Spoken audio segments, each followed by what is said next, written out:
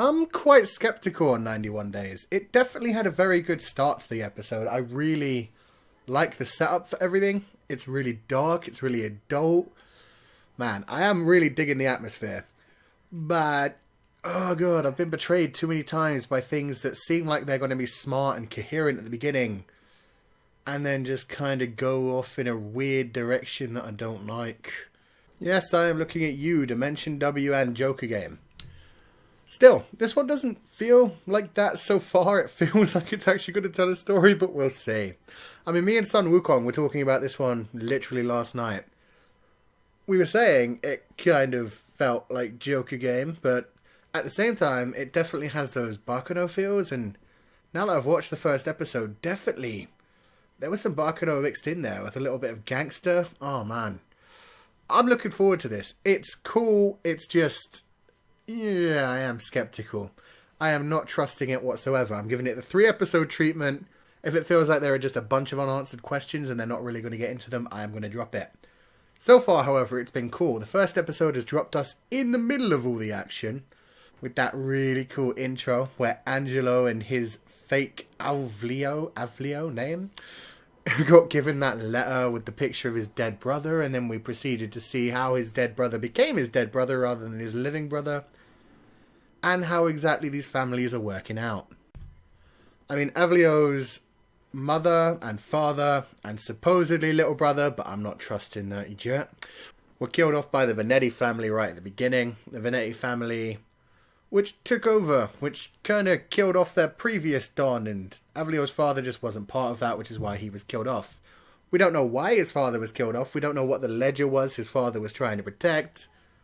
So many questions. And then Avlio got that letter which summoned him back to the town, and why? Who sent that? I mean, it clearly wasn't Corteo, and Corteo is a cool character and seems to be the only one who actually remembers the younger brother and Avlio's real name of Angelo, so I don't know who summoned him here. I don't know what the plan is. I don't know why he is being so ballsy. I mean, he really is. I really do like Angelo. I'm going to start calling him Angelo. Avlio is just a weird name. So yeah, Angelo, I really liked. He's ballsy. He walks into this bar. He tries to sell their alcohol. He's cool about it. He fights really well. He's clearly been living on the streets since that moment when he had to run away. Everything about him is pretty cool. From his character design with his bright brown eyes and his dark hair, which I love, to the fact that he gives no shits and will gladly kill anyone who gets in his way. And surprisingly, his whole vengeance against the Vanetti family thing, you know, it's already at the point where he can kill the Don's son. He's sitting in a car with Nero himself, which was a crazy revelation for the end of that episode. Especially since, like, the imagery we have for this anime is a picture of him and Nero pointing guns at each other's heads. And here they are sitting in a car, and I don't know how next episode's going to begin. This shit was crazy. So yeah, I'm very skeptical about this one, but this was definitely a good start. The animation is pretty amazing. It's very bloody, very violent. I like how they animate the blood as well. It's dark, but it's very bright in the center. It looks like real blood is what I mean. Very dark around the edges, very bright where the light catches it. I loved that. I really don't think his younger brother's dead. I have to say that right now. I mean, we see his younger brother covered in blood, yeah. But they never actually showed us him being shot. We just heard a bunch of gunshots and then saw the guy praying over the mother and little brother's body.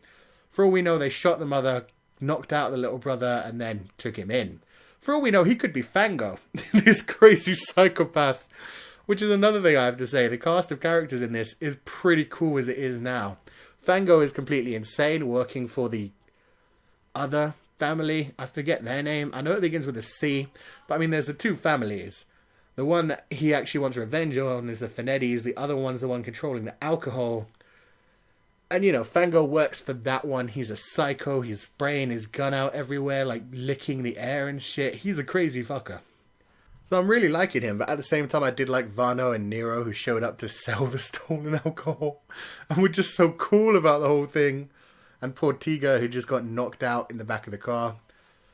Oh man. So this is cool. The characters in this are awesome. I'm looking forward to how this one continues in the future. For now, it's just been a great first episode I can't trust because I've been betrayed so many times by anime that felt like this.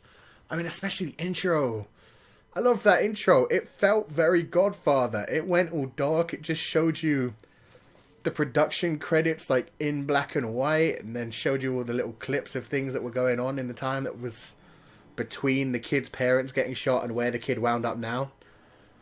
So yeah, I'm liking this one. Don't trust it yet. Let me know what you think of this episode in the comment section below. Obviously, this one's being done by Shuka, who do the newer Doradadas, and should have really done Bachano. Should really be doing season 2 of Bachano when it actually comes. So hopefully this is like their little warm-up for that. We'll see. But yeah, hope you guys enjoyed this review. If you did, then wreck that like button like you mean it. Subscribe if you haven't already to see more. And I will see you guys next time.